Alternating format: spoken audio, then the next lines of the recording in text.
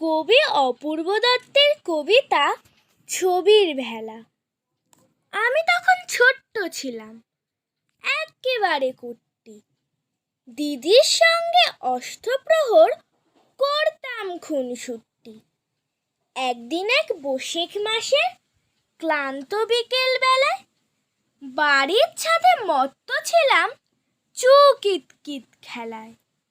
হঠাৎ দেখে তুলোর মতো সাদা মেঘের ফাঁকে দাঁড়িয়ে আছেন রবীন্দ্রনাথ, ঝুঁকিয়ে মাথাটাকে।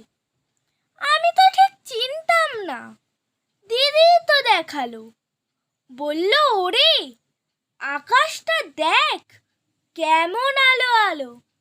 মুহূর্তে কেউ মনের ভেতর জ্বালল দীপ আলোক।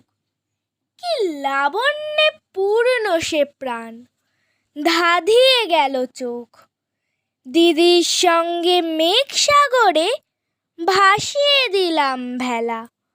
নাম লিখলাম কাল মৃগয়া এবং মায়ার খেলা।